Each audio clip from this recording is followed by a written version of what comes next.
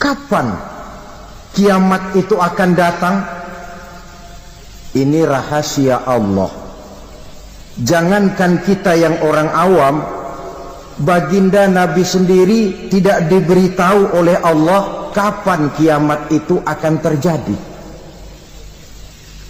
Tetapi sungguh pun demikian, banyak hadis-hadis yang menjelaskan ciri atau tanda-tanda datangnya kiamat. Nah, kalau sudah bicara soal tanda kiamat itu ada dua. Pertama yang disebut alamatus sughra, tanda-tanda kecil. Ini waktunya masih ada tenggang. Ada yang dinamakan alamatul kubra, tanda-tanda besar. Artinya kiamat sudah diambang pintu. Apa tanda-tanda kecil dari datangnya hari kiamat itu? Misalnya kata Nabi, apabila ilmu sudah diangkat oleh Allah.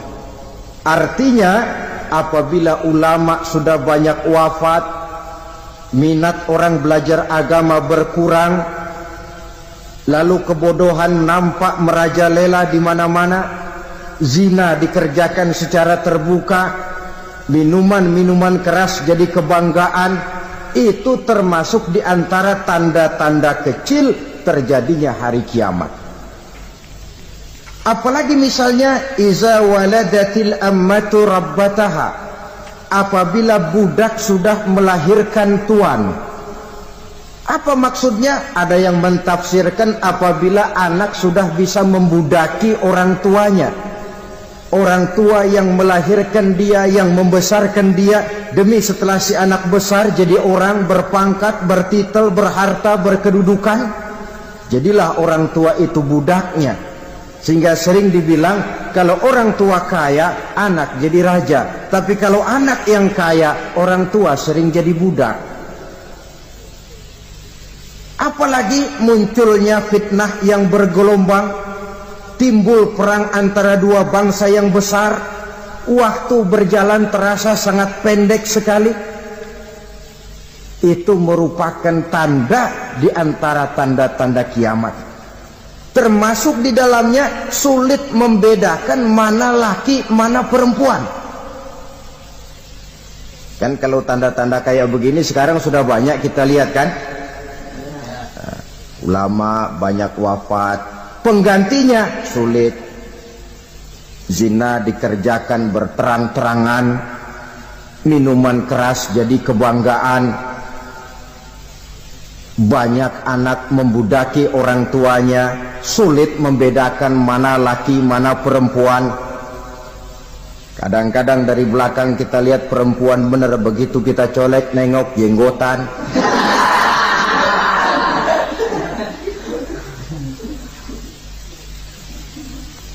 Ini termasuk tanda-tanda kecil, masih ada tenggang sampai akan terjadinya kiamat itu.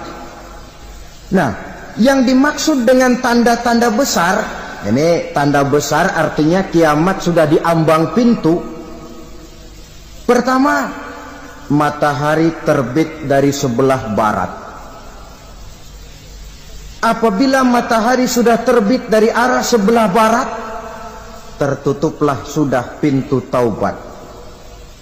Bersabda Nabi kita, la taqumus sa'atu hatta tatlu'a syamsu min maghribiha. Tidak akan datang hari kiamat sampai matahari terbit dari arah sebelah barat. Fa iza tala'at, manakala matahari telah terbit dari arah sebelah barat, wara'ahan nasu, manusia banyak menyaksikan itu, amanu ajma'un, mereka pun lalu beriman. Yang tadinya kafir, yang tadinya ingkar, yang tadinya membangkang, setelah melihat matahari terbit dari sebelah barat, buru-buru beriman, berlomba-lomba mengucap dua kalimat syahadat. Tapi apa yang terjadi? Kata Nabi, wadzalika hina la yanfa'u nafsan imanuha lam takun amanat min qabl. Hari itu adalah hari yang iman sudah tidak berguna lagi bagi seseorang apabila sebelumnya memang dia tidak pernah beriman. Au kasabat fi imaniha khaira, atau beriman tetapi tidak pernah melakukan kebajikan di dalam keimanannya itu. Hari yang sudah kasib, hari yang sudah terlambat, beriman tidak akan ada gunanya lagi. Ini pelajaran buat kita. Sebelum sang surya terbit dari sebelah barat, sebelum nafas sampai di tenggorokan, artinya pintu taubat masih terbuka. Kalau dua hal itu sudah terwujud, nafas sudah sampai di kerongkongan atau matahari sudah terbit dari arah sebelah barat, tertutuplah sudah pintu taubat. Tak ada lagi gunanya pangkat, jabatan, harta, bahkan beriman pun dalam suasana macam itu. Too late, kata orang Kulon. Sudah terlambat. Matahari terbit dari arah sebelah barat. Itu tanda besar, artinya kiamat sudah di ambang pintu. Lalu apalagi tanda besar? Munculnya Dajjal. Dajjal artinya pendusta-pendusta yang menyesatkan manusia. Ada dua macam Dajjal, saudara. Ada Dajjal kecil, ini Dajjal kelas teri. Kalau ini sejak zaman Rasulullah sudah ada itu. Tiap zaman ada. Di zaman Rasulullah misalnya ada yang bernama Aswad al-Unsi dari Yaman. Ada yang namanya Musailamah al-Kazzab dari Yamama. Ada yang namanya Ibnu Sayyad dari Madinah. Ini Dajjal-Dajjal di zaman Rasul. Musailamatul Kazzab memproklamirkan diri jadi nabi dia. Di zaman Rasul masih hidup. Ini Dajjal zaman Nabi. Di zaman sahabat muncul Dajjal-Dajjal. Di zaman kita sekarang ini Dajjal-Dajjal pun gentayangan. Dajjal-Dajjal kelas teri. Kerjanya mendustakan manusia, menyesatkan manusia, memalingkan manusia dari jalan yang benar dan diridhoi oleh Allah Subhanahu wa ta'ala. Adapun yang merupakan tanda besar dari datangnya kiamat, Dajjal-Dajjal kelas kakap. Pembohong-pembohong besar yang menyesatkan masyarakat manusia berpaling dari jalan Allah mengikuti jalan mereka. Apa sih ciri Dajjal itu? Kata Nabi dalam hadis Bukhari Muslim, Innad Dajjala, sesungguhnya yang namanya Dajjal itu yakhruju, satu saat akan muncul mendekati hari kiamat. Wa inna ma'ahu ma'an, si Dajjal ini membawa air. Wa naran, dan juga membawa api. Dua simbol. Di tangan yang satu dia bawa air, di tangan yang satu dia bawa api. Wa ammal ladzi yarahu an-nasu ma'an fanarun, adapun yang orang banyak lihat air, hakikatnya adalah api. Yang dilihat api, hakikatnya adalah air. Oleh sebab itu, kalau api yang ditawarkan, ambillah air. Kalau air yang ditawarkan, pilihlah api. Maksudnya apa ini? Ini bahasa simbol, saudara-saudara. Dajjal bicaranya seolah-olah untuk kepentingan manusia, menawarkan surga. Surga yang dia tawarkan hakikatnya neraka. Hai manusia, kalau kau mau bahagia, jangan dekat-dekat dengan agama. Solat itu tidak efektif dan efisien, tidak produktif dari segi ekonomi itu. Menghadiri majelis taklim cuma buang-buang waktu. Tahajud, tasbih, tahlil, baca Quran, apa itu? Pekerjaan mubazir saja. Hidup ini cuma sekali, masa yang cuma sekali, manfaatkan dengan sebaik-baiknya. Mumpung dibawanya sifat mumpung tetapi dalam pengertian yang sangat negatif. Bicaranya seolah-olah untuk kepentingan manusia, tetapi sebenarnya menjerumuskan manusia. Menawarkan air tapi sebenarnya api, menawarkan api tapi hakikatnya air. Buat apa kamu sholat? Buat apa kamu bayar zakat? Buat apa kamu puasa? Surga yang dicanangkan Dajjal hakikatnya neraka. Neraka yang digambarkan Dajjal pada dasarnya adalah surga. Jadi memutarbalikkan fakta itu kerjaan Dajjal. Yang hak jadi batil, yang batil dibilang hak, yang benar jadi salah, yang salah malah jadi benar. Tuntunan disuruh jadi tontonan, tontonan malah menjadi tuntunan. Itu pekerjaan Dajjal profesinya. Zamannya Nabi Adam, Dajjalnya kan iblis. Betul? Betul. Apa sih gang kerayuan iblis itu? Allah setelah menciptakan Nabi Adam kan bilang, Adam, kau dan istrimu Hawa tinggal di surga ini. Seluruh fasilitas yang ada di surga persilahkan kau nikmati. Satu yang tidak boleh, jangan coba-coba dekati pohon khuldi. Dekat saja jangan, apalagi sampai memetiknya. Datang Dajjal yang namanya iblis ini. Adam, kamu tahu nggak kenapa tidak boleh makan buah khuldi? Ya nggak tahu, pokoknya saya dilarang. Bodoh kamu Dam. Khuldun artinya kekal. Kalau kamu makan itu buah, kau akan kekal di surga buat selamanya. Allah tidak kepengen, maka dilarang kamu makan buah khuldi. Kalau kau ingin kekal di surga Adam, makan saja. Saya bicara begini ini untuk kepentingan kamu Adam. Ini kan ciri-ciri Dajjal. Bicaranya sih seolah-olah untuk kepentingan Nabi Adam, hakikat sebenarnya menjerumuskan Nabi Adam supaya ingkar dan melanggar larangan dari Allah Subhanahu wa ta'ala. Jadi setelah muncul Dajjal, timbul kekacauan-kekacauan di masyarakat. Banyak yang terpengaruh, terpedaya dan terpesona. Termasuk mereka yang memproklamirkan diri jadi nabi, mereka yang memproklamirkan diri jadi rasul di zaman sesudah Rasulullah wafat. Itu adalah Dajjal-Dajjal.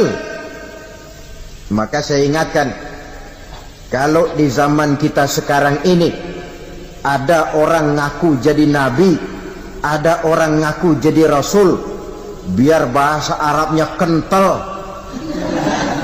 Quran hafal, hadis ribuan hadis hafal, biar pakai serban sampai menyengser ke tanah, bahasa Arabnya fasih, tapi dia mengaku jadi nabi, jadi rasul, kita umat Islam wajib tidak percaya. Wajib untuk tidak percaya. Itulah Dajjal-Dajjal zaman kita sekarang ini. Tidak mustahil mereka datang mempengaruhi orang-orang awam supaya berpaling dari Rasulullah, mengikuti mereka. Nah, di akhir zaman nanti, mendekati hari kiamat, Dajjal ini muncul. Dajjal kelas kakap, menyesatkan masyarakat manusia untuk berpaling dari Islam, mengikuti seruan mereka. Apalagi di antara datangnya kiamat itu, tanda yang besar itu, turunnya Nabiullah Isa Al-Masih, putra Maryam. Menurut berbagai hadis yang sahih, Nabi Isa Al-Masih nanti akan turun lagi. Tidak membawa risalah yang baru, tapi meluruskan risalah Islam ini yang telah banyak ditinggalkan oleh masyarakat. Bahkan ada hadis menjelaskan beliau akan membunuh Nabi, mematahkan kayu-kayu salib, lalu melaksanakan haji dan umrah mengikuti syariat Nabi Muhammad, bukan membawa agama baru. Menjadi semacam mujaddid, reformer, menyelamatkan manusia dari bisikan Dajjal. Bahkan ada riwayat yang menjelaskan bahwa Nabi Isa berhasil mengalahkan Dajjal, mengembalikan masyarakat manusia kembali kepada ajaran Islam yang datang dari Allah dibawa oleh Rasulullah sallallahu alaihi wasallam. Dengan kata lain, turunnya Nabi Isa bukan sebagai nabi dan rasul baru, tetapi mengikuti syariat Nabi kita Muhammad sallallahu alaihi wasallam.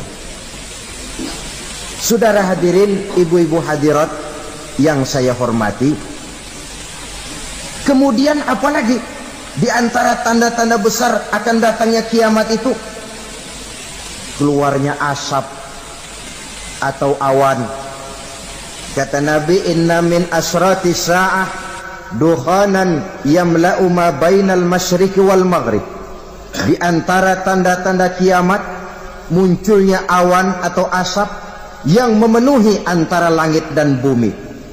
Ini pun diperkuat dalam surah Ad-Dukhan ayat 10. Fartaqib yauma ta'tis sama' bidukhanin mubin fayughshan nas hadza azabun alim. Bagi orang-orang yang beriman, mereka biasa-biasa saja. Tapi bagi orang kufur, datangnya asap dan awan ini merupakan azab yang kelewat pedih. Barangkali sedikit mendekati gambaran tentang azab yang pedih ini, saya ingatkan alam pikiran kita kepada peristiwa yang belum lama terjadi. Pernah dengar berita bocornya reaktor nuklir di Chernobyl, Uni Soviet? Pernah dengar? Nah. Bocornya reaktor nuklir di Chernobyl yang mengakibatkan ratusan bahkan sangat mungkin ribuan nyawa. Cuma satu reaktor. Bagaimana kalau seluruh cadangan nuklir yang dimiliki oleh para negara adik kuasa ini diledakkan? Bahkan yang konon menurut catatan, cadangan nuklir yang dimiliki bersama oleh Amerika dan Rusia sekarang ini sudah sanggup memusnahkan 6 miliar manusia. 1,5 kali lebih banyak dari jumlah manusia yang nongkrong di permukaan bumi ini. Saudara-saudara hadirin yang saya hormati, lalu saat mendekati hari kiamat, apalagi tandanya? Setelah Nabi Isa wafat, pada saat turunnya yang kedua kali, lalu Allah meniupkan angin sejuk. Semua orang-orang beriman, orang-orang baik wafat, sehingga penghuni bumi ini cuma tinggal lagi terdiri dari orang-orang kafir. Tidak ada lagi di bumi ini yang bisa mengucapkan Allah. Sehingga dalam hadis qudsi itu ada keterangan, innallaha azza wa jalla yaqulu li Israfil. Allah pernah pesan kepada malaikat Israfil, kata Allah, Israfil, iza sami'ta qailan yaqul Allah Allah fa akhirin nafah 40 sanatan ikraman liqailiha.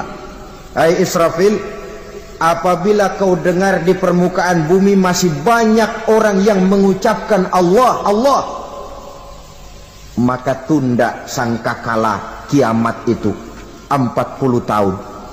Untuk apa? Ikraman liqailiha, menghormati orang yang mengucapkan Allah, Allah itu. Wah, jadi karena sekarang masih banyak yang mengucapkan Allah, besar hatilah kita, masih jauh kiamat itu. Tapi jangan lupa, kiamat pribadi, kiamat kecil itu yang nggak kita sangka-sangka. Ajal datang mencabut nyawa, itu kiamat pribadi, dan itu yang pasti kita hadapi, dan itu yang membuat kita tidak boleh bersikap main-main di dalam kehidupan sekarang ini. Saudara hadirin yang saya hormati, tidak ada lagi orang-orang muslim. Seluruh penduduk dunia ini kafir. Lalu terciptalah struktur sosial yang berlandaskan prinsip hidup semau gue. Bakal terjadilah prinsip di mana yang kaya menyantap yang miskin, yang kuat menindas yang lemah. Hidup sudah bagaikan di rimba belantara, berlaku hukum rimba, siapa yang kuat dia yang menang, siapa yang lemah menjadi mangsa. timbul kekacauan, maksiat merajalela, munkarat menjadi-jadi, sehingga isi bumi ini penuh dengan segala macam perbuatan dosa. Tidak ada perlunya lagi alam diperpanjang temponya. Datang saat yang sudah dijanjikan oleh Allah Azza wa Jalla, maka terjadilah yang disebut kiamat kubra, kiamat besar, kiamat hancur-hancuran. Bagaimana kejadian ini dimulai? Dalam surah Az-Zumar ayat 68, Allah Subhanahu wa taala berfirman, "Wa nufikha fis-suri fasa'iqa man fis samawati wa man fil ardi illa man sya'allahu." Maka manakala ditiuplah sangkakala, terkejutlah seluruh yang ada di langit dan seluruh yang ada di bumi. Bila saat kiamat datang, Allah perintah malaikat Israfil, Israfil, tiup sangkakalamu. Ditiuplah sangkakala oleh malaikat Israfil. Yang akibat daripada tiupan itu, seluruh yang ada di langit, seluruh yang ada di permukaan bumi terkejut. Yang ada di langit siapa? Malaikat kan. Bayangin aja kalau malaikat kaget, apalagi kita. Terkejut seluruh makhluk yang ada di bumi, yang ada di langit mendengar suara sangkakala itu. Bunyinya tidak sanggup kita bayangkan dahsyatnya. Ledakan nuklir, ledakan neutron, belum apa-apa ketimbang bunyi sangkakala malaikat Israfil ini. Nah, lalu mendengar bunyi sangkakala ini, gemparlah makhluk, kacaulah alam. Bumi gempa, planet-planet bertabrakan, gunung meletus, air laut tumpah ke darat, angin topan bertiup, halilintar menyambar. Lalu semua yang bernama hidup mati total. Mati bareng tanpa persiapan. La haula wala quwata illa billah. Saya kadang-kadang dalam tafakur bermohon, ya Allah, mudah-mudahan saya enggak nemuin kiamat beneran. Ngeri. Tidak bisa kita bayangkan macam apa suasana seperti itu. Allah saja banyak memberikan gambaran, misalnya Al-Qari'ah, wa mal qari'ah, wa ma adraka mal qari'ah. Kejadian yang menggemparkan. Tahukah kamu apa kejadian yang menggemparkan itu? Yauma yakunun nasu kal farasil mabsus wa takunul jibalu kal ihnil manfus. Pada saat itu manusia berterbangan bagai kupu-kupu.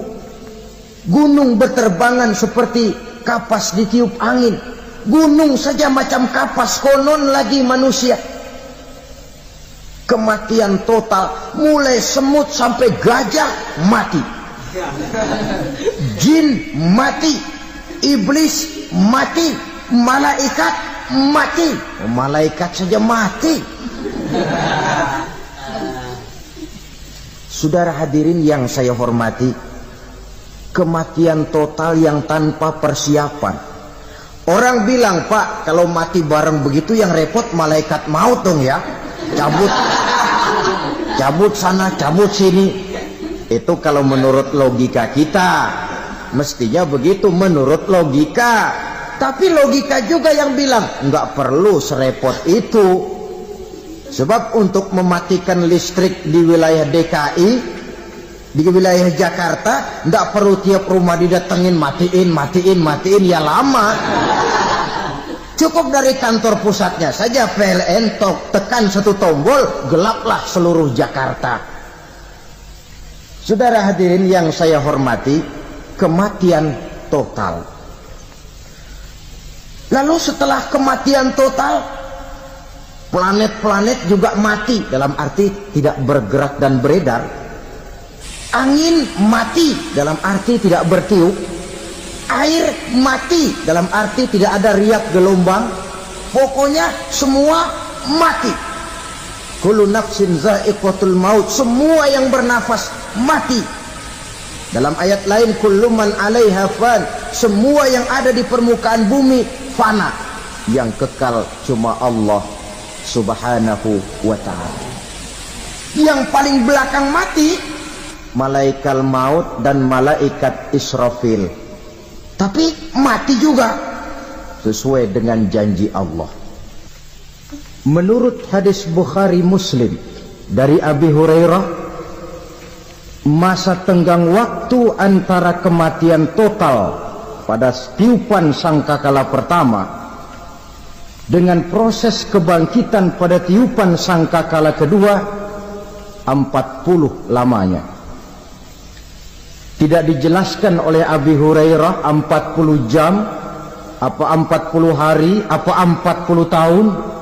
Hadis-hadis cuma menyebutkan 40 saja. Sunyi alam, yang tinggal cuma Allah saja lagi.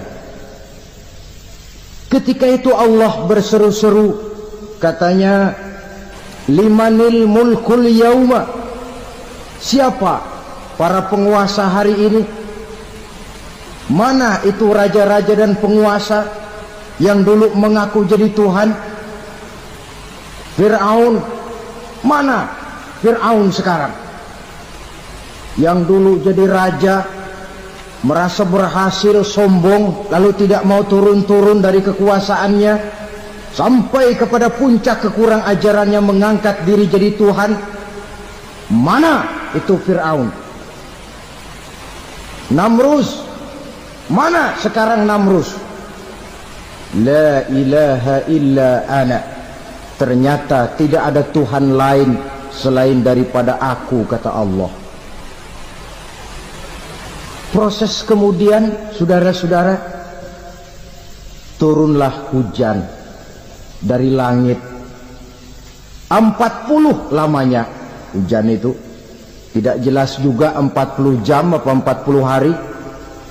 Setelah air turun membasahi, datanglah tiupan sangkakala yang kedua. Semua yang bernama mati bangkit dari kuburnya masing-masing. Ini yang disebut Yaumul Ba'thi, hari kebangkitan. Allahu Akbar.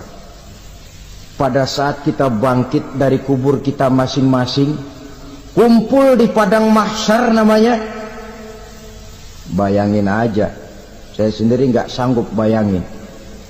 Manusia sejak zaman Adam sampai zaman kiamat kumpul bareng di tempat sama. Berapa banyaknya itu?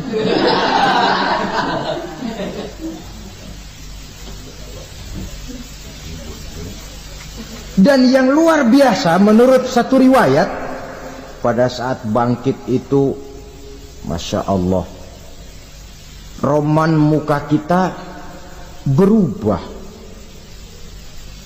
disesuaikan dengan amalan kita waktu di dunia ini. Barang siapa yang waktu di dunia amalannya itu amalan tikus, di akhirat nanti dia bangkit dari kubur, mukanya seperti muka tikus. Gagah betul badannya, tapi mukanya seperti tikus. Kenapa? Amalannya waktu di dunia seperti amalan tikus. Apa amalan tikus itu? Suka ngegeragoti barang yang sudah disimpan rapi-rapi. Orang sudah simpan uang rapi-rapi, simpan perhiasan rapi-rapi, digeragoti oleh tikus. Maling-maling, pencoleng-pencoleng, koruptor-koruptor, itu nanti di akhirat nanti kita lihat mukanya seperti muka tikus. Oh, ini waktu di dunia suka nyolong, mukanya seperti muka tikus. Barang siapa yang waktu di dunia ini amalannya itu amalan macan. Dia akan bangkit nanti mukanya seperti muka macan. Apa amalan macan? Macan itu amalannya menang-menangan. Orang yang mau menang saja nggak mau mengalah. Coba lihat di hutan. Kenal hutan nggak? Di hutan, raja hutan di mana-mana pasti macan. Betul kan? Betul.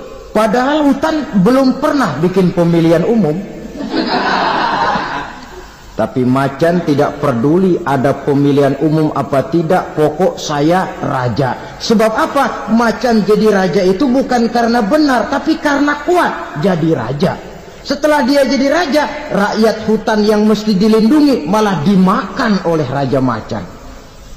Kambing rakyat hutan dimakan oleh macan. Ayam rakyat hutan dimakan oleh macan. Itu nanti kita lihat di akhirat itu mukanya seperti muka macan, gagah betul. Lalu barang siapa yang di dunia ini amalannya itu seperti amalan anjing, nanti dia punya muka seperti muka anjing. Apa amalan anjing? Pertama, anjing itu kalau disuruh jaga rumah, dia tidak bisa membedakan mana maling, mana tamu. Biar yang datang maling, kalau bawa tulang, anjing kalem. Yang kedua, anjing itu akan setia kepada siapa saja yang memberinya roti.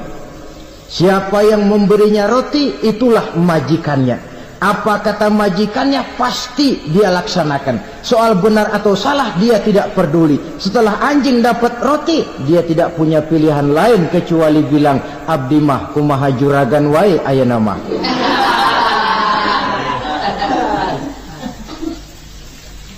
Saudara hadirin yang saya hormati, berkumpul di padang mahsyar, tiap orang sibuk dengan persoalannya masing-masing. Matahari waktu itu didekatkan oleh Allah, panas luar biasa.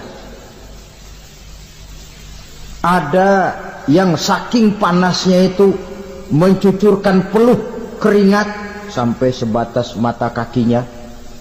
Ada yang keringatnya sampai sedengkulnya, ada yang keringatnya sampai sepusatnya, ada yang keringatnya mengalir sampai sebahunya. Ada yang kelelap oleh keringatnya sendiri, sementara orang di sampingnya nggak apa-apa. Bergantung lagi amalan dia waktu di dunia ini. Saudara-saudara,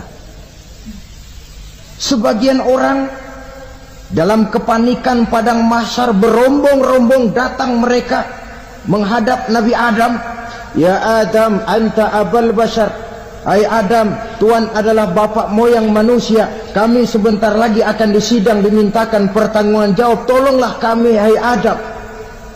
Kata Nabi Adam, jangankan nolongin sampean, saya sendiri tanggung jawab di hadapan Allah. Ketika dulu tidak boleh makan khuldi, saya serobot. Sudahlah, urus diri masing-masing saja, nafsi. Begitu kata Nabi Nuh, begitu kata Nabi Ibrahim. Tiap orang bertanggung jawab sendiri-sendiri. Ketika itulah saudara-saudara, nikmatnya menjadi umat Nabi besar Muhammad sallallahu alaihi wasallam. Sebab apa?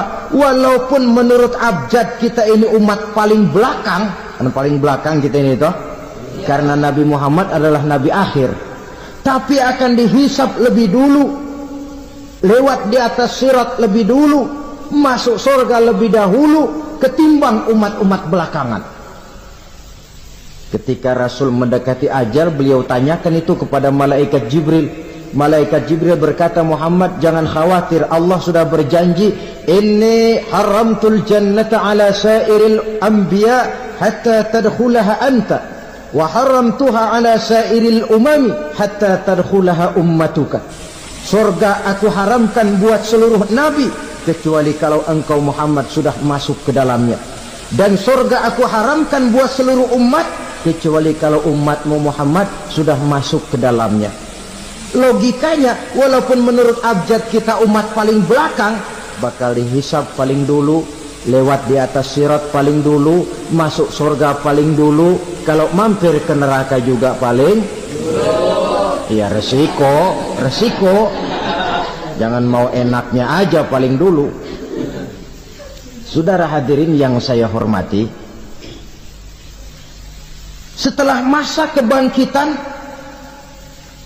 itu jangan dikira begitu bangkit langsung diperiksa, masih menunggu menanti ribuan tahun perhitungan padang mahsyar untuk sampai kepada proses yang disebut yaumul hisab, hari perhitungan.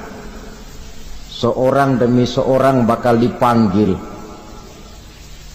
Bayangkan saja, kita se-RT saja di absen, kadang-kadang perlu waktu lama.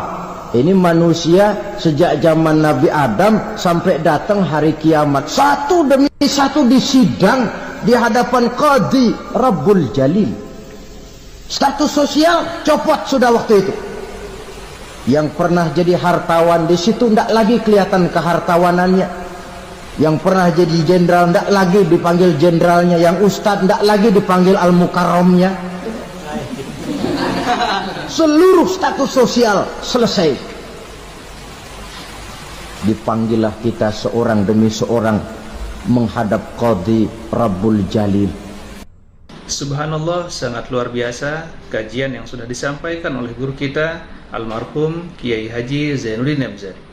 Sahabat beriman yang dimuliakan Allah, tetaplah di channel ini karena kajian ini belum selesai dan masih banyak lagi hal-hal menarik yang akan disampaikan oleh guru kita almarhum Kiai Haji Zainuddin MZ. Maka dari itu mari kita lanjutkan kembali. Selamat mendengarkan. Bagaimana proses penghisaban itu? Pertama, proses tanya jawab. Di antaranya ada hadis menyatakan lan tazula qadama 'abdin yaumal qiyamah hatta yus'ala an arba'i khisalin. Besok di hari kiamat tidak akan bergeser telapak kaki seorang hamba sampai dia ditanya lebih dulu tentang 4 persoalan. Tentang ilmunya, kemana ilmu itu diamalkan. Tentang umurnya, di mana umur itu dihabiskan. Tentang masa mudanya, kemana masa muda itu dipakai. Tentang hartanya, dari mana harta itu didapat dan kemana harta itu dibelanjakan. Ini termasuk proses tanya jawab. Jadi kalau istilah pengadilan dunia, nama Fulan bin Fulan. Kamu waktu di dunia diberikan umur panjang untuk apa?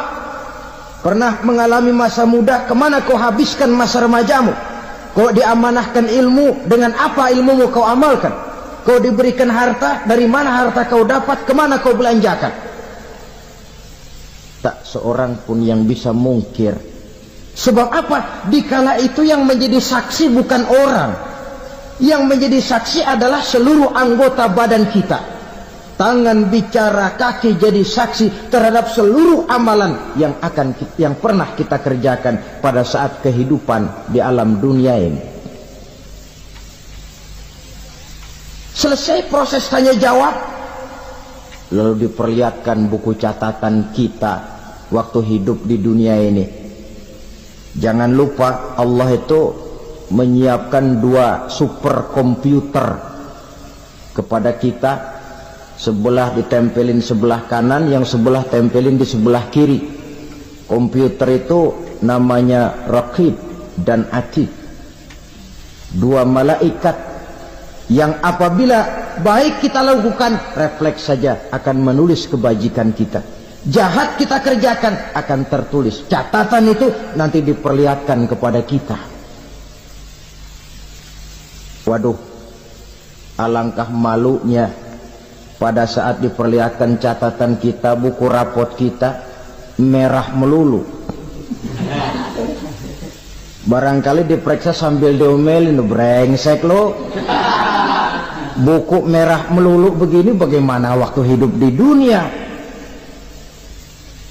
Tidak cukup diperlihatkan buku catatan kehidupan, rekaman kehidupan.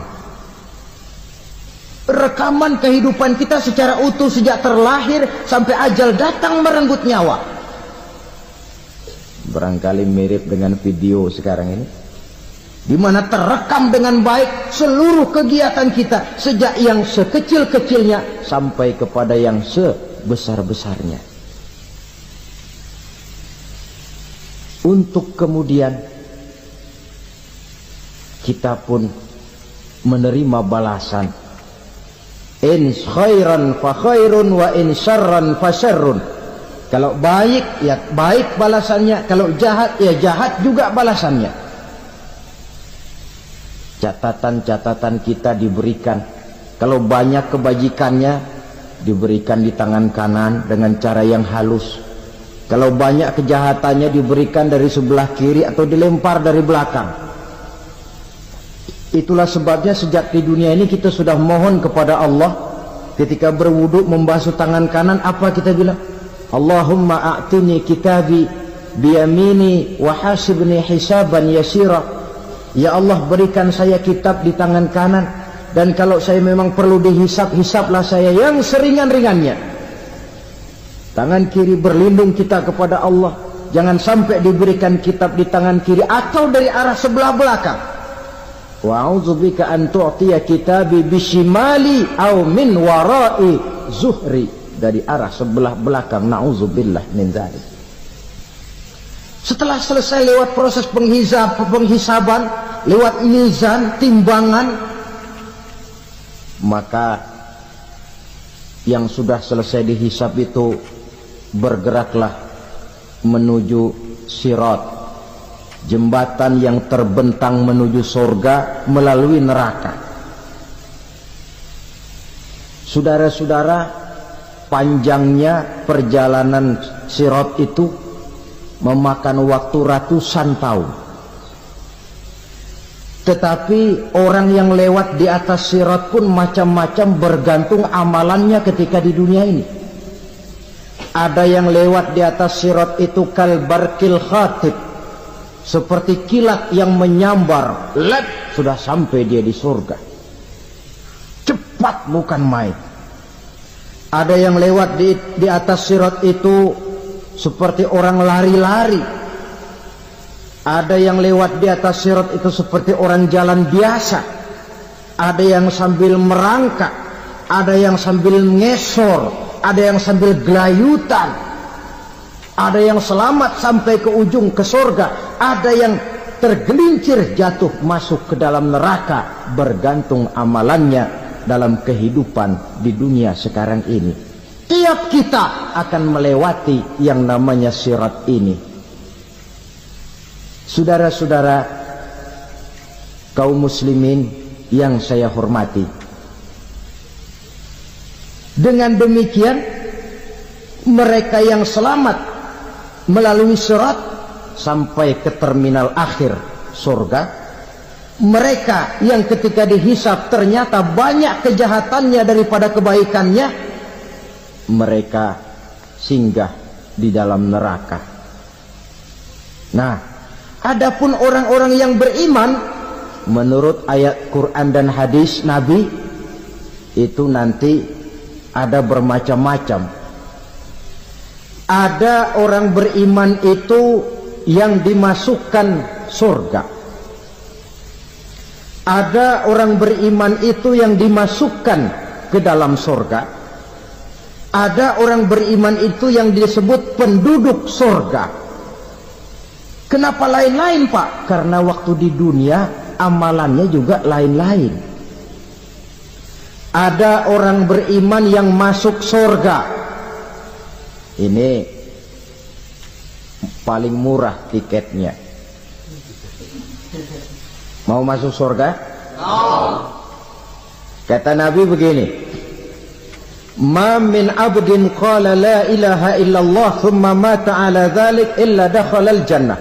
Kalau seorang hamba sudah mengucap dua kalimat syahadat, dia yakin dengan kebenaran kalimat itu sampai matinya, orang itu akan masuk surga.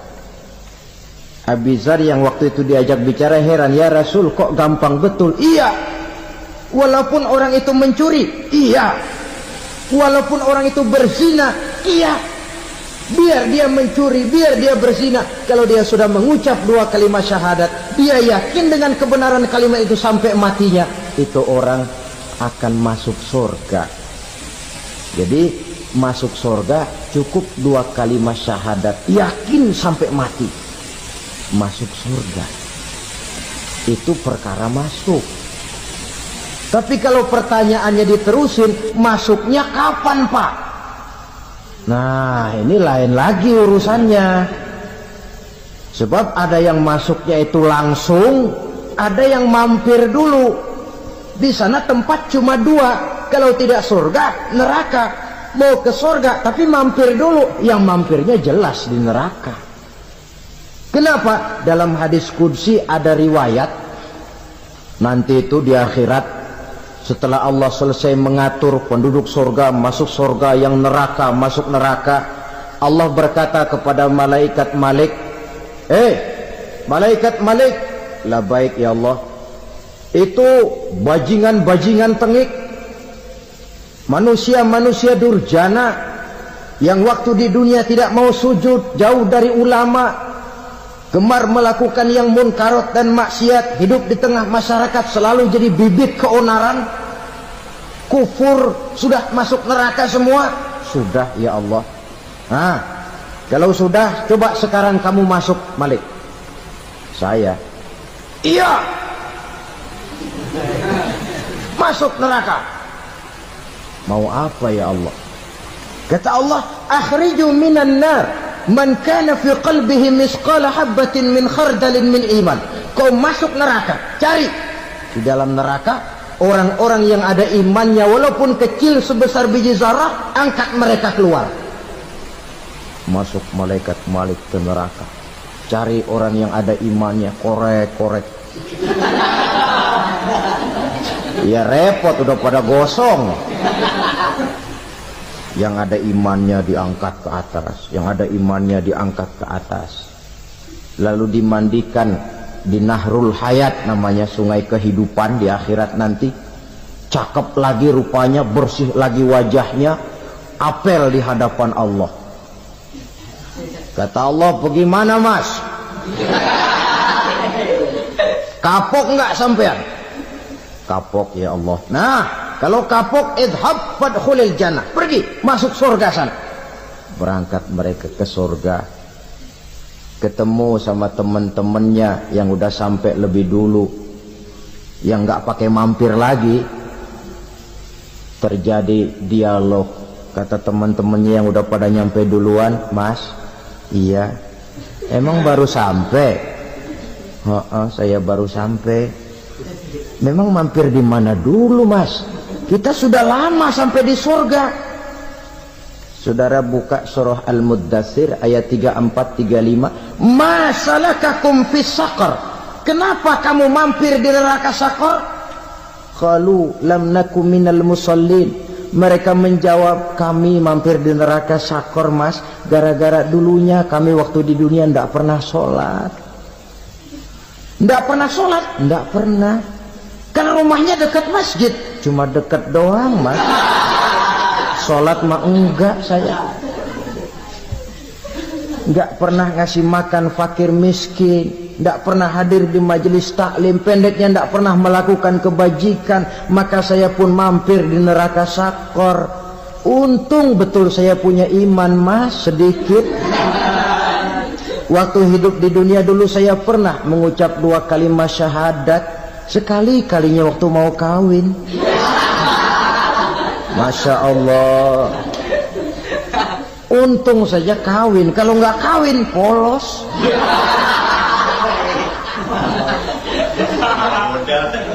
Itu juga pengulu sudah setengah mati ngajarin. Asyhadu alla, asyaduaan, asyaduaan.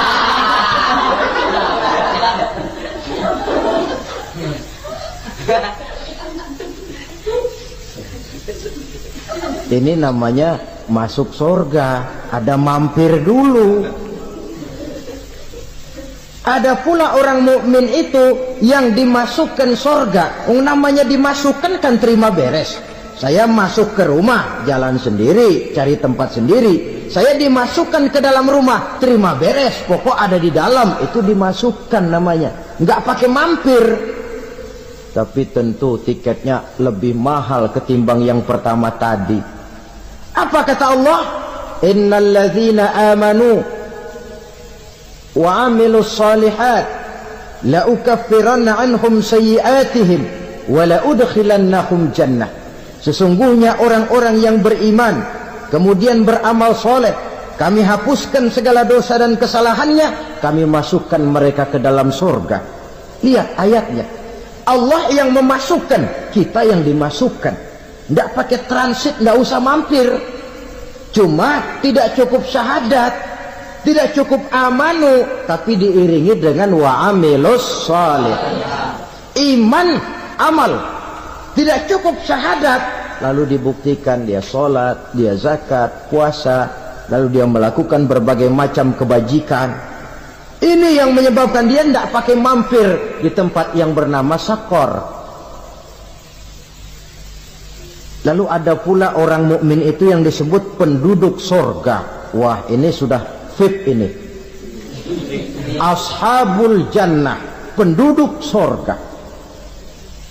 Siapa mereka? Kata Allah, innal ladzina amanu summa istaqamu fala khaufun 'alaihim wala hum yahzanun ulaika ashabul jannah hum fiha khalidun.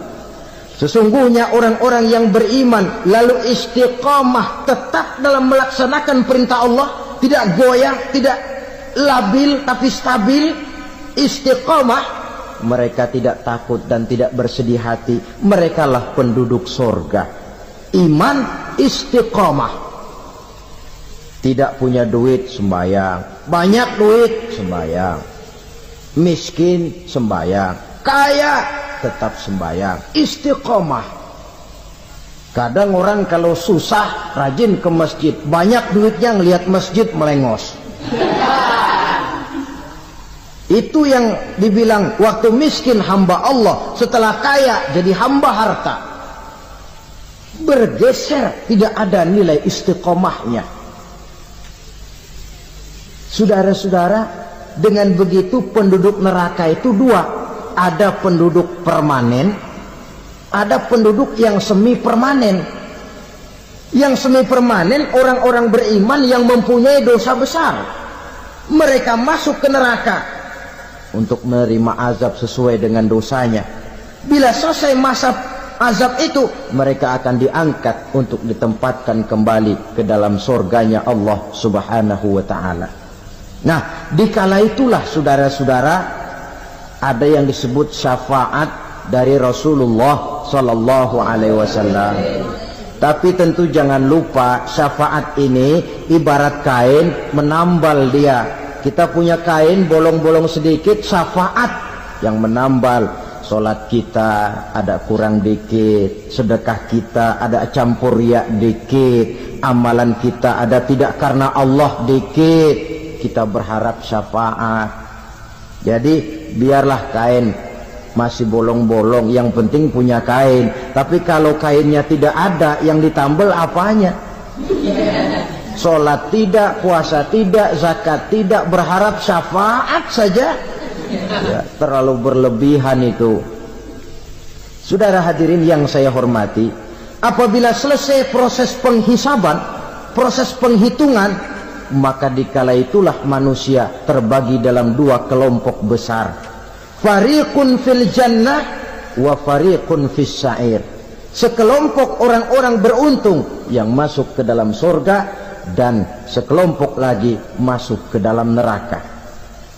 Akan memakan waktu untuk menceritakan sifat surga dan neraka, tapi insya Allah pada kesempatan pertemuan lain saya sampaikan.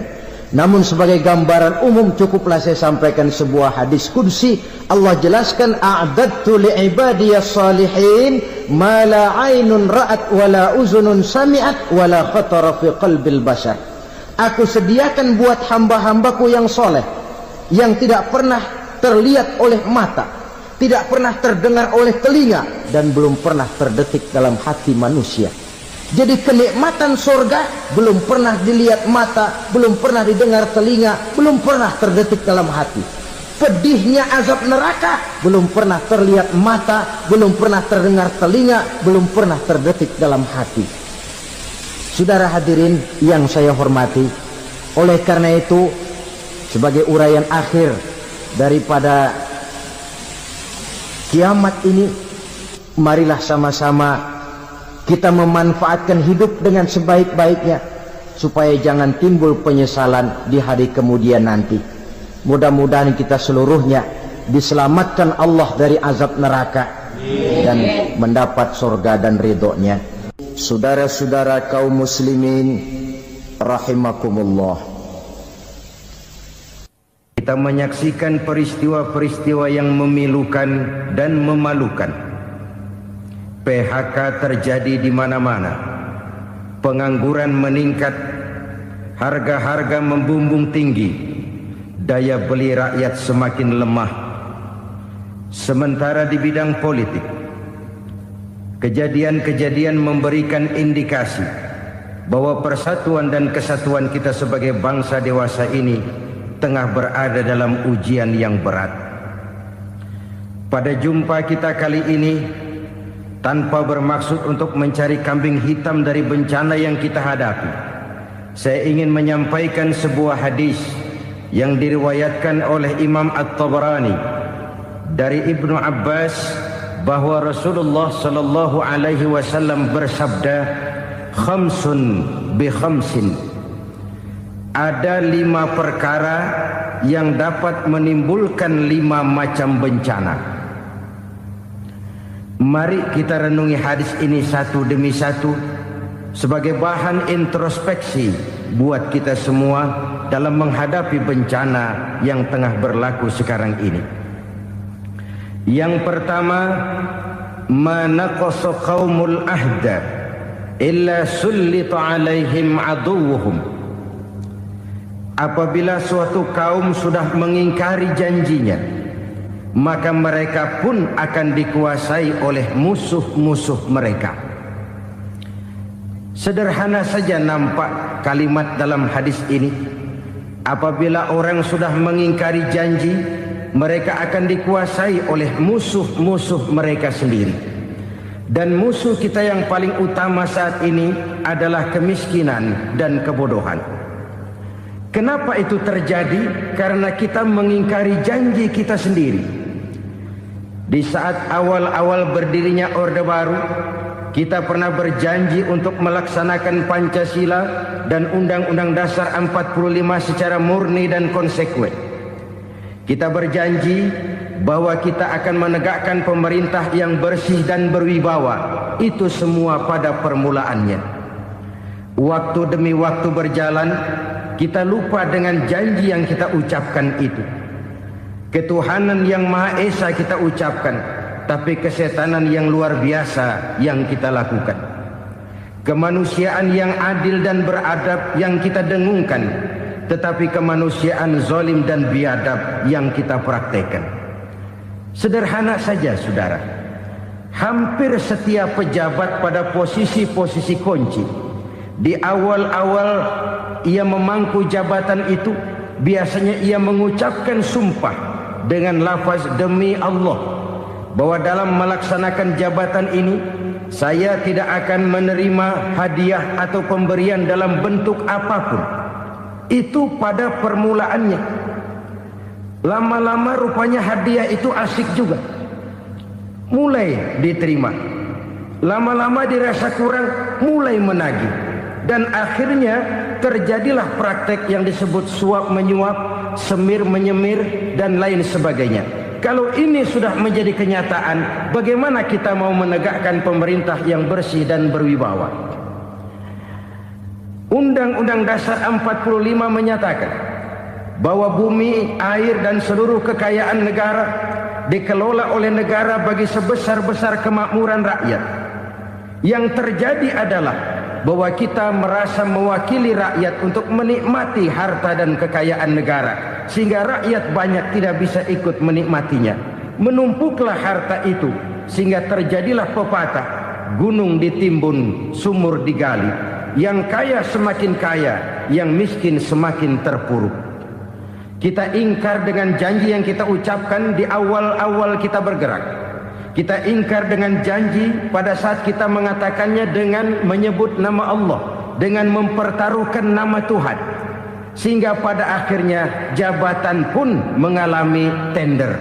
Sudah menjadi rahasia umum. Orang mau jadi lurah mesti mengeluarkan uang. Mau jadi camat mesti mengeluarkan uang. Mau jadi wali kota, bupati, bahkan gubernur, itu ada pasarannya. Secara logika, kalau orang memperoleh satu jabatan karena banyak mengeluarkan uang, tentu pada saat ia mengeluarkan uang, ia sudah punya pemikiran, modal pasti pulang, modal pasti kembali. Kalau orang memperoleh suatu jabatan karena banyak mengeluarkan uang, maka langkah pertama yang dia lakukan setelah memangku jabatan itu ialah bagaimana uang bisa kembali, bagaimana modal bisa pulang. Kalau modal sudah pulang, pikiran berikutnya bagaimana supaya dapat untung. Lalu kapan mau bekerja untuk kepentingan rakyat? Itu nomor 18. Kemudian kalau ada proyek-proyek besar, pertanyaannya ialah bukan apakah proyek ini bermanfaat bagi rakyat, apakah proyek ini layak untuk diteruskan, tetapi yang jadi pertanyaan paling utama ialah bagian saya berapa duit dari proyek ini. Kita bisa lihat proyek, mega proyek lahan 1 juta hektar di Kalimantan Tengah, triliunan rupiah, dan proyek itu gagal. SD Impres bulan ini diresmikan, bulan depan retak. Jembatan-jembatan bulan ini gunting pita, bulan depan runtuh. Kita ingkar dengan janji. Kita berkata kita bekerja untuk kepentingan rakyat, tapi kita tidak pernah mengenal rakyat itu. Apabila suatu kaum sudah mulai mengingkari janji, maka mereka akan dikuasai oleh musuh-musuh mereka. Akibatnya tersusunlah barisan-barisan sakit hati yang makin lama makin menjadi bola salju, menggelinding membesar, dan kemudian terjadilah hal-hal yang tidak kita inginkan lagi. Apabila suatu kaum sudah mengingkari janji, maka mereka akan dikuasai oleh musuh-musuh mereka. Ini penyebab bencana yang pertama. Kita tidak konsekuen. Tadinya kita dengan lantang teriak-teriak berantas korupsi, ganyang korupsi. Pada waktu kita belum mendapat kesempatan. Setelah kita naik punya kesempatan, rupanya korupsi enak juga dirasa. Terjadi pergeseran nilai, orang luntur, kehilangan idealisme awal. Lalu untuk menghibur diri, menutup kesalahan, kita gunakanlah pepatah bahwa tidak ada gading yang tak retak, bahwa kita harus mikul dhuwur mendem jero. Itu semua cuma sebagai dalih agar kesalahan kita tidak dibicarakan orang lain. Padahal kita sendiri yang mengingkari janji. Kita yang keluar dari komitmen awal kita. Kita berjanji melaksanakan Pancasila dan Undang-Undang Dasar 45 dengan murni dan konsekuen. Kita berjanji untuk menegakkan pemerintah yang bersih dan berwibawa. Namun dalam kenyataannya itu tidak kita laksanakan dengan sebagaimana mestinya. Kita bergeser, kita mengalami proses degradasi, peluncuran nilai, dan akhirnya terbentuklah barisan-barisan sakit hati yang semakin lama semakin membesar itu. Kita harus introspeksi. Memang kalau zaman sedang susah, biasanya kambing hitam laris, tukang kompor gentayangan.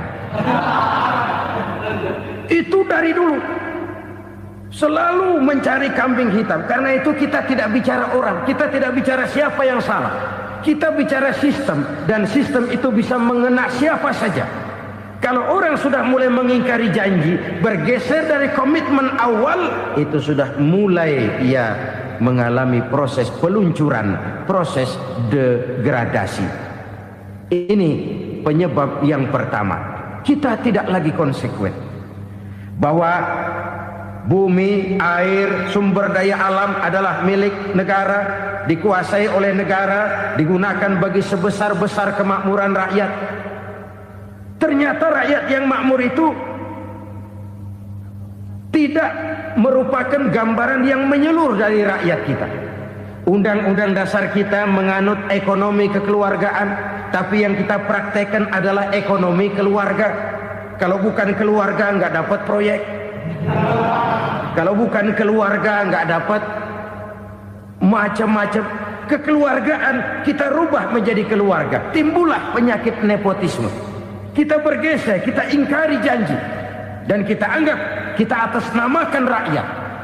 Rakyat cuma sekedar jadi address, rakyat cuma sekedar jadi alamat, tetapi kehidupan mereka tidak banyak berubah dan tidak banyak terangkat. Kaum muslimin rahimakumullah, ini penyakit yang pertama, penyebab bencana yang pertama. Yang kedua kata Nabi, wa ma hakamu bighairi ma anzalallah. Apabila hukum yang diterapkan sudah tidak lagi bersumber dari hukum Allah, illa fasha fihimul faqru, maka akan bertebaranlah kemiskinan di mana-mana. Ini artinya apa? Apabila hukum tinggal sebuah stempel, apabila hukum sudah diatur menurut kepentingan, apabila hukum sudah tidak lagi ditegakkan secara adil, maka kemiskinan merambah di mana-mana. Hukum diatur menurut selera orang yang sedang berkuasa, maka yang benar bisa jadi salah, yang salah bisa jadi benar. Hukum dalam kenyataan hidup berlaku seperti pisau. Pisau itu kan saudara lihat, yang namanya pisau dimanapun itu tajamnya ke bawah, ke atas tumpul. Kalau hukum itu, kalau untuk rakyat, hukum itu tajam bukan main, cepat sekali dilaksanakan. Tapi giliran menengah ke atas, yang gedean dikit berbuat salah, hukum tumpul. Hukum pura-pura tidak dengar. Akibatnya terluka rasa keadilan rakyat. Satu kasus rakyat diam, dua kasus rakyat diam, tiga kasus rakyat diam. Kasus terakumulasi di hati rakyat. Luka rasa keadilan, dan itu menjadi sumber bencana. Penjarahan, kita tidak setuju itu. Tapi kita harus melihat kausalnya. Itu kan tidak berdiri sendiri. Itu kan karena terlukanya rasa keadilan rakyat, melihat kesempatan ini tidak merata. Kalau rakyat ini yang ngajukan kredit ke bank, walaupun jumlahnya cuma jutaan, ratusan ribu, susahnya 17 setan. Tapi ada orang-orang tertentu yang agunannya palsu, jaminannya palsu, bawa kata belece, bukan cuma miliaran, triliunan kredit bisa keluar. Terluka rasa keadilan, hilangnya kesempatan. Rakyat cuma dapat kesempitan, jarang dapat kesempatan. Dari lukanya rasa keadilan ini, memang ya entah lipstick, entah basa-basi, dibentuklah tim ini, dibentuklah badan pengawas ini, dibentuklah tim ini. Kalau membentur tahu, hancur tahu. Tapi kalau tim yang dibentuk membentur karang, bukan karangnya yang hancur biasanya, timnya yang bubar. Kenapa? Yang dibentur batu karang yang sangat keras. Kita main-main dengan hukum, kita tidak konsekuen dengan hukum. Luka rasa keadilan, dan itu terakumulasi. Edi Tamsil, rakyat tahu, terakumulasi, menguap begitu saja. Kasus-kasus lain rakyat tahu, menguap begitu saja. Ketidakadilan terakumulasi, mengendap di hati rakyat, menunggu ledakan. Pada saat sumbu meledak, rakyat tidak bisa dibendung lagi. Oke, kita tidak setuju dengan penjarahan, tapi jangan melihat itu sebagai peristiwa yang berdiri sendiri. Kenapa itu terjadi? Kausalnya kenapa? Oke, kita tidak setuju memang, tapi yang dijarah oleh rakyat kan memang cuma untuk perut. Yang dijarahkan beras, yang dijarahkan televisi, yang dijarahkan kulkas yang masih bisa dihitung, yang memang real untuk kebutuhan rakyat. Penjara berdasi kepala botak yang menguras uang rakyat habis-habisan, enak saja melenggang dalam kehidupan ini. Makin terluka rasa keadilan rakyat. Apabila hukum yang diterapkan sudah menyimpang dari keadilan yang diajarkan Allah, fasyafihimul fakru, bertebaranlah kemiskinan. Aneh, memalukan, memilukan. Sebuah negara agraris yang katanya pulaunya hijau royo-royo, gemari palau jenawi toto tentem kertora harjo, yang tahun 93 pernah mendapat penghargaan dari FAO, Badan Pangan Sedunia, sebagai negara yang berhasil dalam swasembada pangan. Sekarang ini kita terpaksa betul beli beras dari Vietnam, beli beras ke Kamboja, beli kedelai dari Kamboja. Kenapa? Lahan sawah kita habis ditanami pabrik. Teknologi kita, teknologi loncatan yang non-applied, tidak terpakai oleh kita. Lantas lahan yang tidak bisa kita tanami, kita paksakan lahan-lahan gambut menjadi tanah pertanian yang subur dengan biaya triliunan, dan kita gagal. Kita cari jarum dan kapak hilang. Kita mau jadi negara industri dengan loncatan teknologi yang maju, kita lupakan pola pijak kita sebagai negara agraris, dan akhirnya kita kecolongan. Lihatlah dewasa ini, rakyat kita antri sembako di mana-mana. Di sebuah negara agraris, ketidakadilan melahirkan kemiskinan, kemiskinan moral dan kemiskinan material. Kemiskinan moral, rakyat nggak percaya lagi sama pejabat. Rakyat mengalami krisis figur. Orang alah lu ngomong dah sama ember.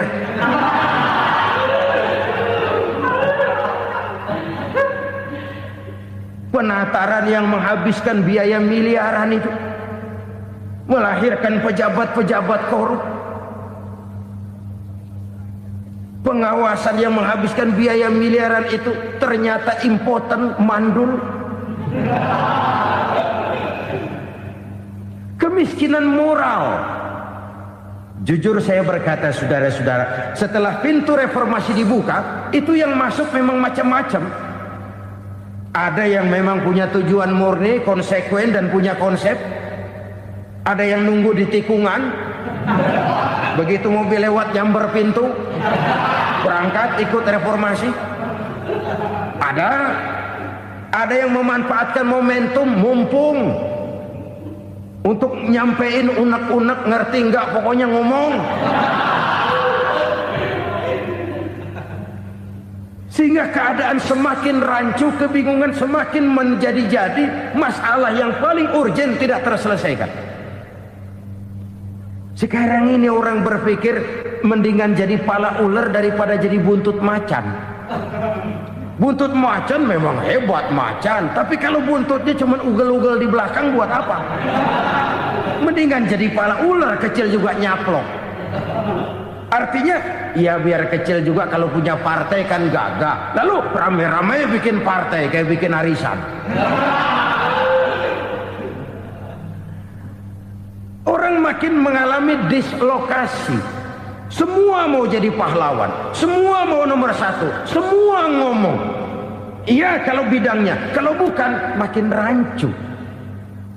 Marilah lewat kesempatan ini saya mengajak kita untuk tahu diri. Biarkan politisi ngomong politik, biarkan ekonom menata ekonomi, biarkan praktisi bicara soal hukum, biarkan rakyat munajat, istighfar, mohon pertolongan Allah. Tahu diri kita. Kalau memang ayam, kukuruyuk aja dah. Kalau memang kucing, ayo ngeong. Kalau kambing, silahkan ngembe. Udah tahu ayam, ngeong bunyinya. Suaranya palas, orang nggak ngerti, bingung, makin menjadi-jadi. Ibarat kesebelasan sepak bola bangsa kita sekarang ini, rame-rame mau bikin gol, kiper ikut nyerang sekarang. Memilukan dan bahkan memalukan. Wa ma hakamu bighairi ma anzalallah illa fasha fihimul fakru. Kalau hukum yang diterapkan sudah menyimpang dari keadilan yang diajarkan Allah, bertebaranlah kemiskinan di mana-mana. Coba sekarang ini, yang punya duit bingung, apalagi yang kagak punya duit. Yang pengusaha gede ngeluh, apalagi yang pengusaha pas-pasan.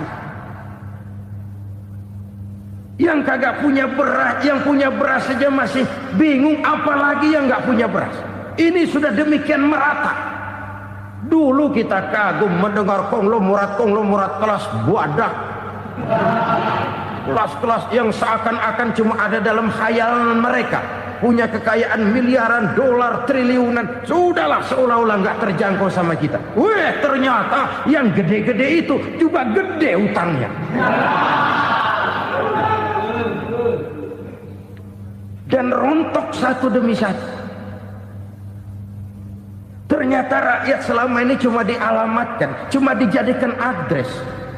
Rakyat yang tidak banyak ngerti persoalan ini harus menanggung hidup ini begini berat, harus menanggung beban hidup ini begini tinggi. Daya beli semakin lemah, semakin terpuruk dan terpuruk, sedang keadaan belum juga banyak berubah. Yang hutang sama luar negeri itu kan bukan rakyat kecil, Ciano. Yang banyak nyimpen dolar juga kan Ciano. Rakyat kecil bocah kampung mah jangankan nyimpen dolar, ngelihat juga tumben. Kemana kita mesti bercermin? Sekali lagi saya mengatakan maaf, kita tidak bermaksud mencari kambing hitam. Karena itu kita tidak bicara orang, kita bicara sistem, kita bicara keadaan. Beginilah yang dikatakan Nabi, penyebab timbulnya bencana, hukum yang ditegakkan tidak lagi berorientasi kepada keadilan, tapi berorientasi kepada kepentingan. Akhirnya bentuk hukum seperti pisau, tajam ke bawah, tumpul ke atas. Hukum cuma buat rakyat kecil, tetapi kelompok menengah ke atas kadang-kadang kebal dari perlakuan hukum. Maka bertebaranlah kemiskinan. Iya, kemiskinan moral berupa lukanya rasa keadilan. Kalau rasa keadilan terluka, orang kan nunggu kesempatan, saudara. Iya, dia nggak bisa ngomong. Iya, dia nggak sanggup action. Iya, dia nggak bisa tunjuk rasa. Tapi hatinya kan, kapan ada kesempatan? Kapan ada waktu? Tunggu. Hatinya mesti begitu. Sehingga begitu ada kesempatan, terjadilah hal-hal yang tidak terhindarkan. Dan itu ekses, bukan reformasi. Jangan seperti sebuah dialog saya dengan seorang abang beca. Saya bertanya, bang, ya, abang tahu nggak reformasi? Tahu. Ustadz, apa? Pembakaran. Terus penjarahan. Lalu perkosaan. Itu reformasi. Itu yang saya lihat. Nah, itu yang dia lihat. Saya tentu tidak menyalahkan abang beca kita, karena memang itu yang dia lihat dan sejauh itu wawasannya. Tapi ini indikasi bahwa banyak rakyat kita yang belum bisa menggunakan kebebasan secara bertanggung jawab. Padahal kebebasan tanpa tanggung jawab tirani. Sebuah contoh gampang-gampangan. Saya beli radio, saya setel di kamar saya, lalu saya bilang, ini radio gue. Yang beli gue, pakai duit gue setel di kamar gue, sekeras-kerasnya, gak ada urusan sama orang lain. Itu kata saya. Tetapi tetangga saya sebelah rumah kan boleh juga ngomong begitu. Kata tetangga saya, ini mata gue, yang ngantuk gue tidur di kamar gue. Kenapa suara radio lu nyampe kemari? Artinya apa ini? Kebebasan saya nyetel radio dibatasi oleh kebebasan tetangga saya yang mau tidur. Tidak ada kebebasan mutlak. Kebebasan mutlak tanpa tanggung jawab, kembali akan melahirkan tirani, kembali akan melahirkan pemaksaan kehendak. Dan itu lagi-lagi bukan demokrasi. Saudara-saudara kaum muslimin rahimakumullah, ini penyakit yang kedua, lukanya rasa keadilan, terutama di kalangan rakyat kecil. Itu mengendap menjadi akumulasi dan menunggu giliran kapan bisa dimuntahkan. Dengan kata lain, rakyatnya udah banyak banget makan yang perutnya jadi enak, nyelam. Kapan nunggu muntahnya?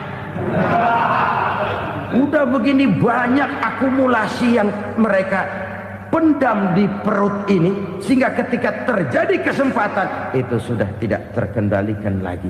Kita out of control. Saya tidak mentolerir sikap-sikap kekerasan. Bahkan saya lebih cenderung bahwa kalau di rumah kita banyak tikusnya saja racuni, jangan rumah dibakar. Bahwa ada korupsi, iya. Ada kolusi, memang. Ada nepotisme, tentu. Tetapi tikusnya saja racuni. Jangan rumah dibakar. Masa mau ngusir tikus bakar rumah? Tikusnya lari, tikusnya selamat, rumahnya ewes-ewes.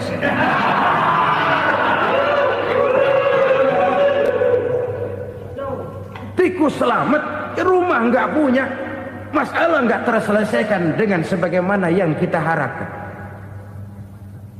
Kita sepakat ini negara hukum, dan di hadapan hukum semua manusia itu sama. Itu prinsip yang diajarkan Allah.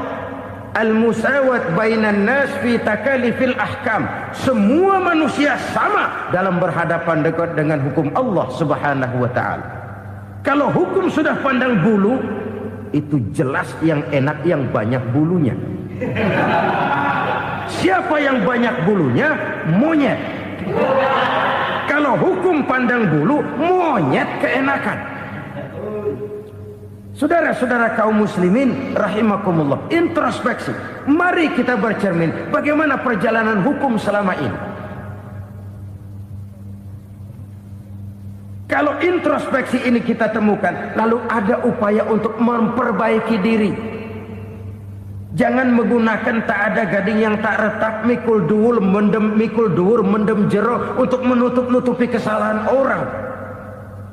Padahal kesalahan itu sedemikian besar. Padahal rakyat kita tiap hari antri sembako. Ada yang sehari sekali makan. Ada yang makan sudah bercampur tiwul. Ada yang nasi sudah dicampur pisang, balik jadi orok lagi. Macam-macam upaya rakyat untuk menangsal perut ini. Lalu rakyat ditenang-tenangkan, lebih baik puasa Senin Kemis sambil menghadapi krisis ekonomi. Kenapa rakyat yang disuruh puasa? Kenapa bukan pejabatnya yang puasa lebih dulu untuk kemakmuran rakyat? Kalau rakyat yang memang perutnya udah gepeng disuruh puasa, makin krempeng perutnya.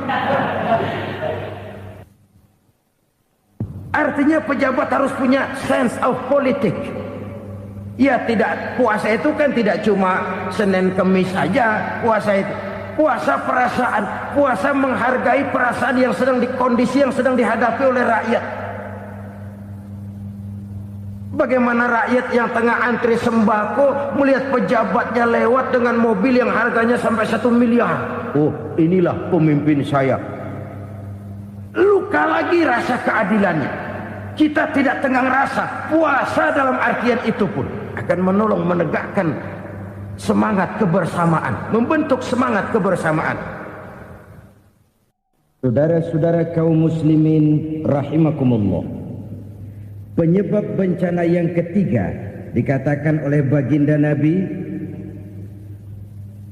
wala zaharat fihimul fahishatu illa fasha fihimul maut. Apabila kekejian telah merajalela, maka maut bertebaran di mana-mana. Kita renungi butir kalimat dalam hadis ini. Apabila kekejian telah merajalela, maut bertebaran di mana-mana. Begitu murah arti sebuah kehidupan. Penjarahan untuk hal-hal yang kecil tapi sampai mengorbankan nyawa. Apabila kekejian sudah terjadi di mana-mana, maut pun bertebaran. Maut dalam arti berpisah ruh dengan jasad, tapi juga maut dalam arti orang bisa mati karirnya, orang bisa mati usahanya, orang bisa mati kesempatannya karena perbuatan-perbuatan keji yang selama ini tidak terbendung. Lahirlah teori mafia. Siapa yang kuat dia yang berkuasa, siapa yang lemah dia menjadi mangsa. Proyek-proyek besar yang menang tender itu ya dari itu ke itu saja. Yang pengusaha-pengusaha tidak punya koneksi, tidak bisa bayar komisi, dapat proyek tetelan. Ada dagingnya dikit, namanya juga tetelan. Dagingnya sudah habis disantap oleh meja. Sekian puluh meja dilalui, sekian puluh amplop dikeluarkan. Sehingga yang akhirnya ya tinggal tetelan itu tadi. Maka kualitas pekerjaan pun sudah bukan lagi jadi masalah. Demikianlah mafia-mafia ini bermunculan di mana-mana. Di pengadilan terkenallah mafia pengadilan. Hukum bisa dibeli, hukum bisa dipesan menurut kebutuhan sponsor. Mafia peradilan, mafia politik, mafia ekonomi, bahkan mafia agama yang menggunakan agama sebagai kedok, menggunakan agama sebagai dalih, menggunakan agama sebagai topeng untuk melancarkan maksud-maksud politiknya pun tidak tertutup kemungkinan. Apabila kekejian telah merajalela, maut bertebaran di mana-mana. Korupsi, kolusi, nepotisme itu bagian dari kekejian. Kita selama ini kalau mendengar maksiat, itu yang terbayang cuma judi, mabuk, zina. Iya itu maksiat. Tapi korupsi, kolusi, nepotisme itu juga maksiat dalam bentuk lain. Kalau ini sudah bertebaran, maka maut terjadi di mana-mana. Jangan bayangkan cuma mati orangnya, itu sih kewajiban. Yang menyakitkan itu orangnya masih hidup tapi dibikin mati. Karirnya mati. Kenapa? Karena yang diperlukan bukan cuma orang pinter tapi orang taat. Biar pinter, kalau nggak taat minggir. Biar bodoh, kalau taat bisa nyenangin atasan, bisa nyemur. Kumaha juragan wae ayeuna mah. Itu yang kadang-kadang dapat penghargaan. Tidak ada prestasi kerja kecuali bikin senang orang di atas. Kita lihat di desa-desa jalan rusak. Kalau ada berita pejabat anak mau turun, jalan rata sekali. Sampai tanah dari mana aja dikeruk buat ngeratain tuh jalan. Pejabat pulang legok lagi jalanan. Katanya kita kerja buat rakyat, nyatanya kita cuma melayani atasnya. Kenapa? Terjadi lingkaran setan. Seperti kata lagu Dul Sumbang itu. Mahasiswa takut sama dosen, dosen takut sama dekan, dekan takut sama rektor, rektor takut sama menteri, menteri takut sama presiden, presiden takut sama mahasiswa. Lemuter balik lagi. Lingkaran setan. Lingkaran setan. Saudara-saudara kaum muslimin rahimakumullah. Kekejian yang merajalela, praktek-praktek mafia yang tertuang dalam kehidupan sehari-hari menyebabkan orang mati karirnya, jasad masih hidup, karir mati, itu menyakitkan. Mati bisnisnya. Rakyat kecil pernah senang ketika cengkeh booming, harganya bagus, rakyat banyak yang pergi haji. Lalu mau ditata, lahir tata niaga cengkeh, malah amburadul. Harga cengkeh jatuh, petani cengkeh kecil menjerit. Siapa yang untung? Segelintir orang. Masihkah kita pakai atas nama rakyat untuk kepentingan nasional, padahal yang nyanyi cuma segelintir orang? Masihkah kita mau bohongi rakyat ini dengan mobil nasional tapi bikinan Korea? Masihkah kita mau bermain verbalisme, bermain kata? Ini sebuah masa lalu yang tidak perlu terulang lagi untuk masa-masa yang akan datang. Kekejian merajalela, orang mati karier, bisa mati usaha, mati bisnis. Usahanya maju, dirangkul, hancur. Usahanya maju, dipukul, hancur, tenggelam. Bahkan yang memilukan dan memalukan, badan-badan usaha milik negara itu dikebiri sedemikian rupa sehingga tidak menghasilkan hal-hal yang bermanfaat buat negara. Saudara-saudara kaum muslimin rahimakumullah, kalau nafsu yang sudah mengatur itu semua, maka kekejian pun merajalela. Orang sudah pakai teori mafia, yang kuat dia yang menang, yang kuat dia yang berkuasa, yang lemah silakan minggir di sudut-sudut kehidupan.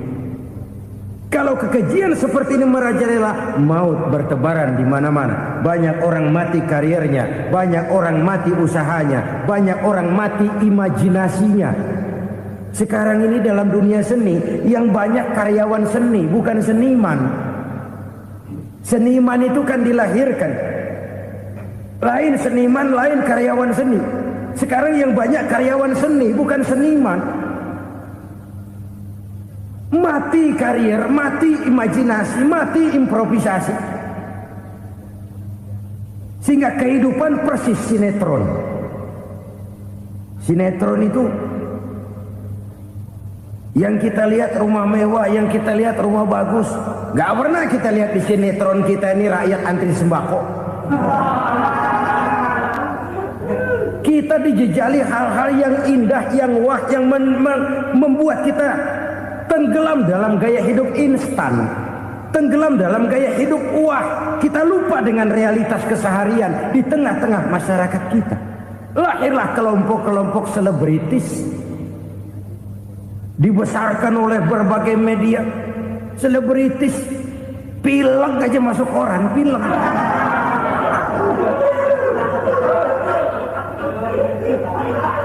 Rakyat yang pingsan antri beras nggak masuk koran. Rakyat yang semaput antri minyak nggak masuk koran. Selebritis panok masuk koran.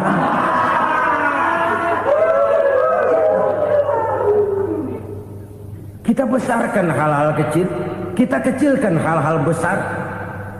Kenapa? Kita mengejar oplah, kita profit oriented, tidak lagi berorientasi kepada realitas hidup yang kita hadapi ini. Kalau kekejian sudah merajalela, kata Nabi, maka maut bertebaran di mana-mana. Maut dalam artian maut, coba lihat sekarang begitu murah nyawa. Karena 1000 perak orang mau nusuk bunuh. Karena beras seliter orang khilaf. Begitu murah kehidupan. Tapi kekejian dalam bentuk korupsi, kolusi, nepotisme, kekejian dalam bentuk itu mematikan karier, mematikan bisnis, mematikan imajinasi, mematikan kreativitas. Itu juga maut dalam bentuk lain akibat kekejaman lain. Ini penyebab yang ketiga. Yang keempat, penyebab bencana menurut baginda Rasul, wala tuffiful mikyala illa muni'un nabat. Apabila timbangan sudah dicurangi, maka tercegahlah tumbuh-tumbuhan. Apabila timbangan sudah mulai curang, maka terjadilah musim paceklik. Apabila bisnis sudah bergaya mafia tadi itu, kecurangan-kecurangan terjadi, tender di balik pintu, Yang dimenangkan cuma kelompok-kelompok yang bisa memberikan presentasi yang besar. Muni'un nabat, terjadilah paceklik. Paceklik, panen gagal, wereng ya wereng, kemarau panjang, it's okay, air sulit, iya, tetapi kan semua itu ada yang ngatur. Kemarau ada yang ngatur, belalang itu ada yang ngatur, air itu juga ada yang ngatur. Yang ngatur itu yang serba maha. Kalau ia murka melihat kecurangan timbangan, Allah itu kalau murka kan gampang saja, tinggal komandoin balang, lang, hancurin tuh sawah. Konvoy belalang, konvoy. Allah tinggal ngutik. Angin El Nino, mampir lo ke Indonesia. Hujan gak turun-turun, kemarau panjang. Jadi kalau musim kemarau kan namanya anginnya El Nino. Kalau musim hujan anginnya namanya La Nina. Cakep namanya, kejem orangnya. Saudara lihat Cina sekarang sedang kena La Nina, banjir besar, ribuan orang meninggal. Dia mah ribuan mati kagak berasa, rakyatnya miliaran. Bangladesh lagi ngalami La Nina, India lagi ngalami La Nina. Angin, hujan, kemarau, belalang itu kan ada yang ngendaliin. Kuncinya bukan di belalangnya, kuncinya bukan di peredaran matahari berputar, kuncinya di atas yang mengatur semua itu. Kalau timbangan sudah mulai curang, pengusaha sudah nggak mau jujur, apa nggak bikin perut jadi mual. Begitu rakyat antri sembako pingsan nggak dapat beras, sementara beras ditumpuk-tumpuk sampai membusuk. Kemana hati nuraninya? Kemana akal pikirannya? Kemana mereka yang berbuat atas nama rakyat tapi melihat rakyat susah tidak tergerak hatinya? Apabila timbangan sudah mulai dicurangi, bisnis sudah mulai melenceng, maka terjadilah paceklik. Sebuah negara yang berhasil dalam swasembada pangan, lalu sekarang menjadi negara yang rakyatnya antri untuk memperoleh kebutuhan pangan. Saudara-saudara kaum muslimin rahimakumullah, ini intinya adalah kecurangan. Kalau kecurangan sudah terjadi di mana-mana, dan ini milik siapa saja, bukan soal tempat, bukan soal jabatan, soal manusianya, SDM-nya. Kecurangan tidak cuma terjadi di kantor, di masjid bisa terjadi kecurangan. Korupsi tidak hanya bisa terjadi di kantor, di madrasah bisa ada korupsi. Faktor manusianya, ini soal SDM. Kecurangan yang besar, tentu besar lagi kerugiannya. Kecurangan yang kecil, kecurangan sehari-hari, pedagang-pedagang kecil ngurangi timbangan, barang yang buruk dikatakan baik, yang baik dikatakan buruk, itu merugikan perorangan. Kecurangan yang besar merugikan bangsa dalam bentuk total, dalam bentuk seutuhnya. Nah, kecurangan-kecurangan seperti ini rakyat kan lihat, rakyat kan tahu, dan itu kembali terakumulasi di sini, pegel. Dan jangan lupa, rakyat yang nggak ngomong itu, rakyat yang nggak bersuara itu, batinnya menjerit, jeritannya menggoncang aras, dan itu didengar Allah.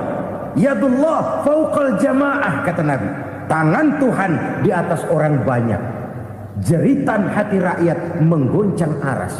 Rakyat yang terlalu banyak dizolim, rakyat yang terlalu banyak dirugikan, ya rakyat yang terlalu banyak di atas namakan, menjerit batinnya, menggoncang aras, dan Allah bisa menggerakkan apa saja untuk membuat satu situasi. Allah bisa menggerakkan apa saja untuk membuat satu situasi. Saudara-saudara kaum muslimin rahimakumullah, ini faktor yang ketiga, timbulnya kecurangan. Faktor yang keempat maksud saya. Yang kelima, penyebab timbulnya bencana menurut baginda Nabi, wala muni'uz zakat wala muni'uz zakat illa hubbisa anhumul qatru. Apabila zakat enggan dibayar, maka tercegahlah kotrun. Kotrun ini kalau bahasa kita sembako. Maka tercegahlah kebutuhan-kebutuhan yang kita perlukan. Ini, kita tidak meragukan bahwa yang kita tuju adalah masyarakat yang adil dalam kemakmuran dan makmur dalam keadilan. Nah, antara kemakmuran dan keadilan ini memang sering tidak bisa berjalan seiring. Pada saat kemakmuran kita kejar, ekonomi kita pacu, ada nilai-nilai keadilan yang tertinggal.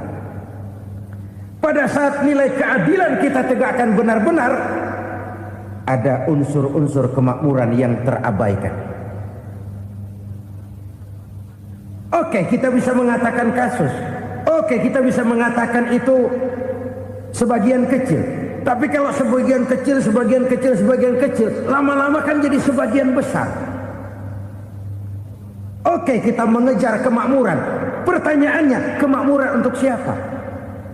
Oke, kita berikan kelompok tertentu kue yang besar dengan harapan nanti dia bagiin kuenya kepada yang kecil-kecil. Tapi kenyataan mereka yang dapat kue besar akhirnya malah lupa diri dan lupa daratan. Mau makin besar, malah memeras yang kecil-kecil ini. Sekarang kan yang kecil modali yang besar. Ramai-ramai buka bank, ternyata kamuflase. Uang banknya untuk kredit perusahaannya sendiri. Nasabahnya rakyat kecil. Artinya apa? Rakyat kecil disuruh modalin orang yang udah gede. Ini kan sumber geledek urusan.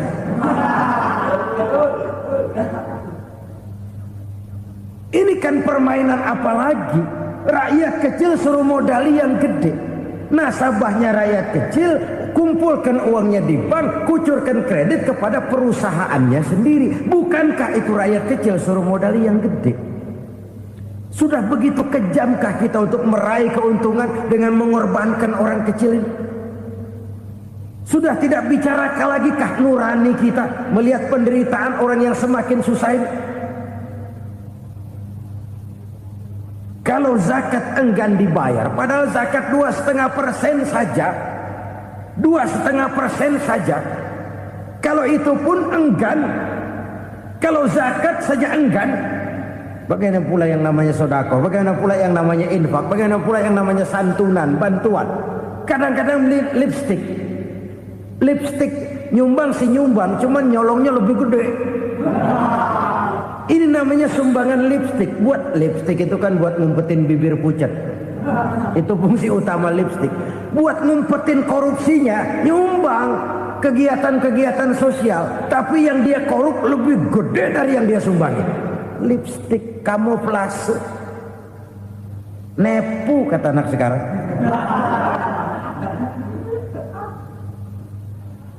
Saudara-saudara kaum muslimin rahimakumullah. Demikian berat kewajiban zakat ini sampai di zaman Sayyidina Abu Bakar pernah keluar komando perangi orang yang enggan membayar zakat. Perangi. Karena fungsi zakat adalah menjembatani antara si kaya dengan si miskin. Bahwa ada kemiskinan itu Qur'ani. Allah menyatakan, aku melebihkan rezeki sebagian kamu dari yang lain. Ini kan kesenjangan. Allah melebihkan rezeki sebagian kamu dari yang lain. Ada itu. Tetapi itu berjalan secara nature. Nah, kalau direkayasa, yang kaya semakin kaya, yang miskin semakin terpuruk, yang sudah besar dapat proyek besar, yang kecil dapat tetelan. Ini kan rekayasa namanya. Kesenjangan yang direkayasa ini yang kita harus kikis. Nah, fungsi zakat menjembatani dari sisi sosial. Dari sisi pribadi, Nabi berpesan, zakku amwalakum biz zakat. Bersihkan hartamu dengan zakat. Sekarang ada istilah nyuci uang. Uang hasil korupsi itu bisa dicuci, dijadikan uang bersih. Bukan pakai rinso, bukan. Pakai politiknya koruptor, diolah sedemikian rupa sehingga jadi uang resmi. Sudah memutik, itu termasuk yang disebut kejahatan kerah putih, white collar crime, kejahatan kerah putih, kejahatan pakai dasi, kejahatan kelas kakap. Makanya orang mendingan goblok kagak bener daripada pinter kagak bener. Goblok kagak bener itu gampang ngurusinnya, pinter kagak bener ini yang berabe bener ngurusinnya.